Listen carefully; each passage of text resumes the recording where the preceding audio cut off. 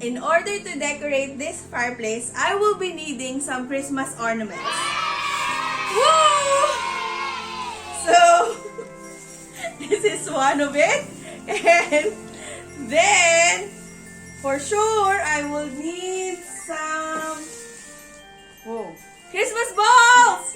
Yeah. Good! And then some snowflakes!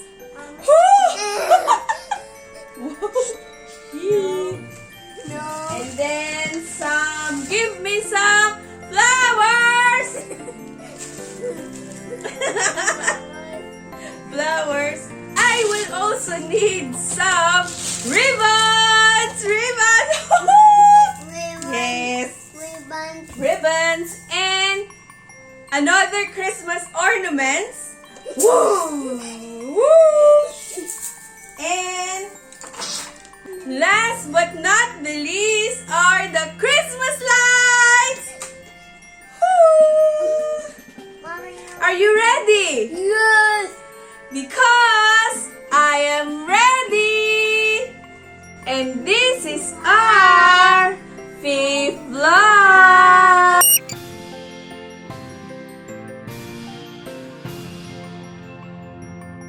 Okay, now we start to have this Christmas ornament, this Christmas tree ornament. And we will try to put it here in the fireplace. But first, I have my toolbox here, and we need this hook. This one. This one? Yes. We use it actually in the animal toys, so you need to have it as well. Give me your hand. Give me your hand. I'll give you 1, 2, 3, 4, 5, 6. So now Bron has 6 hook. Give me anak. Give me. 1, 2, 3, 4, 5. Wow! So I have this hook. What we need to do first is to poke this hook in this carton. So in order to hold this Christmas ornament. So I already measured and count how many hook I need to do and I need to use. So we'll do it. So we will have it first in the side. Careful. Bron, careful. We will have it first in the side.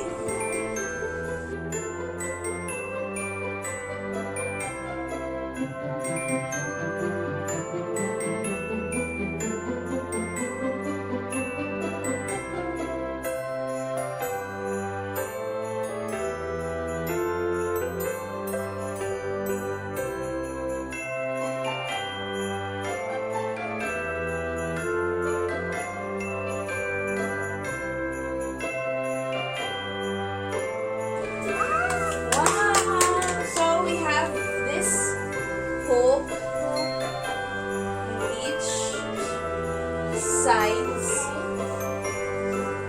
Okay, then we'll put this one and hang it. If you would need some fish line or nylon, you may do so. Or what I have here is this.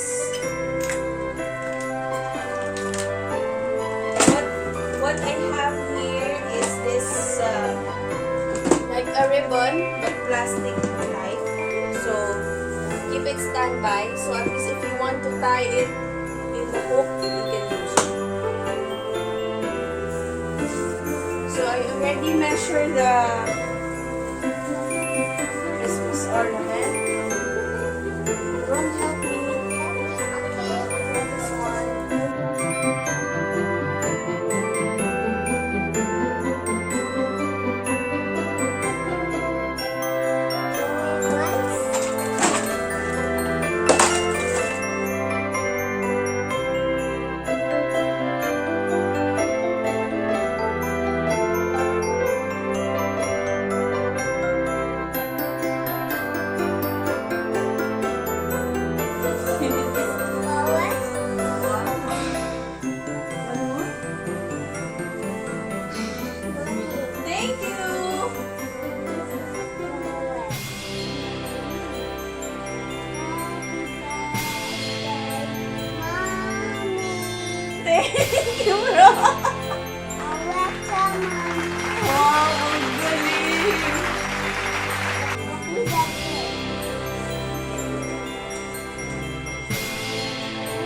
very good.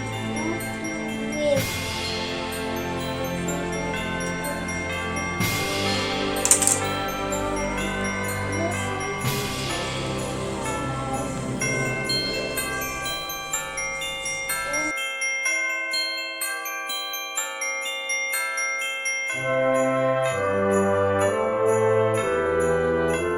birthday one. Okay. 10. It's 10 1.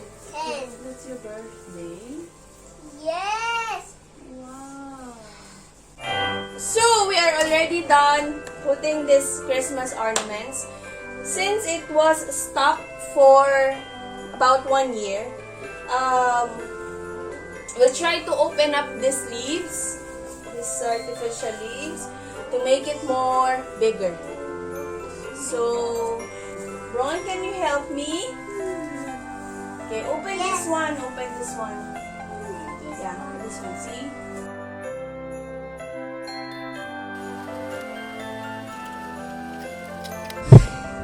Okay, so we're done fixing the leaves.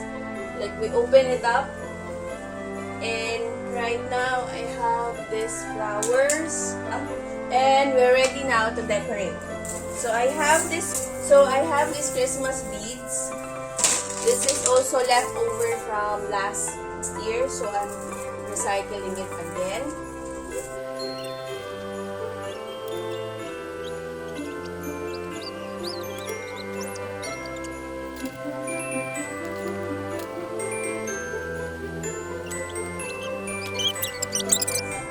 Hi, Mom. And then we got some flowers. Normally I'll have it until the stem.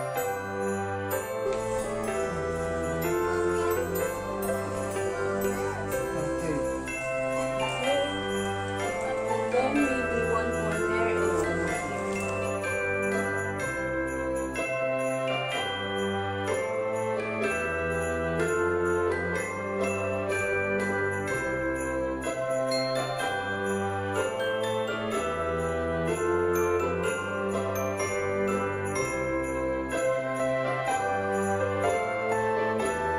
So that's we have 5 flowers in this. And next, I have a ribbon over here, and I'm thinking what to do to style and decorate this one. Let me see how it. Decided to put a bow ribbon so it will not be over decorated. We need to have is this. That. And one more cross. And we have this one. So, what we need to do is tie the middle. What I normally do to create a bow tie ribbon is, especially if I only need few pieces or few sides, I'll be doing like this. The difference of it is if you tie it like the normal ribbon, it will really take a lot of ribbon before you cut. But the other way around is to create a ribbon, but you will be using either a thread or a ribbons or rubber bands just to create a ribbon. So something like that. For me, what I normally use is this pipe cleaner. I'm not sure why it is called pipe cleaner, but you can find this in stationery shop, gift shops, or any general merchandise. So, since I have this size, and I think this is appropriate already, enough size to have it over here, I will cut.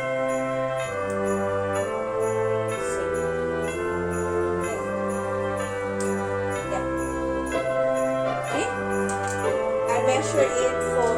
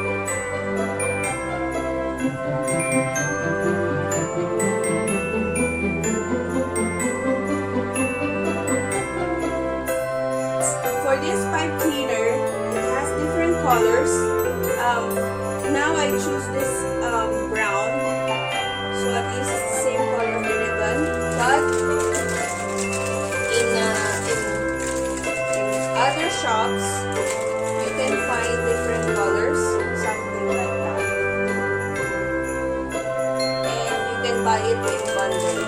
For this is actually a leftover from my previous events. I bought it in Daiso. Good thing to have this pipe cleaner. I will cut it with some extras.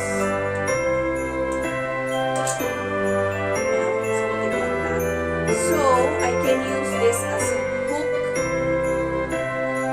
or I can tie this in the ornament.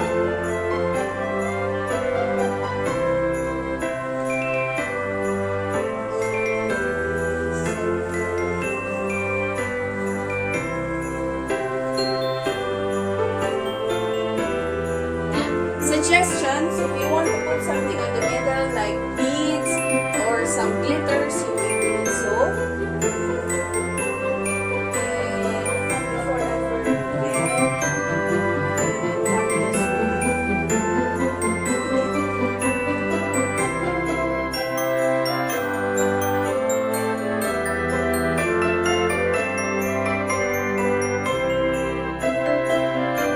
let me do that.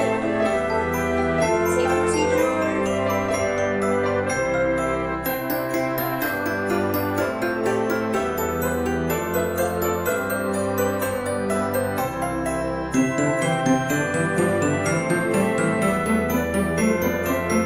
Okay, next.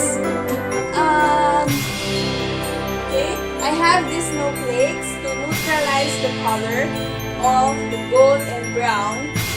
We can hang it in the Christmas tree.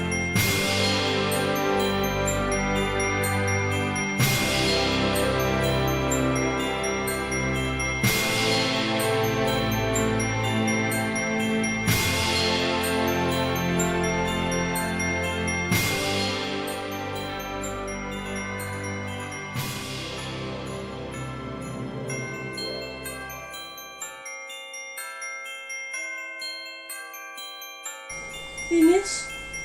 Okay na? Tara! So, yay! Yay! So, this is it. I will try to put something here so it will look like a fireplace. Watch out!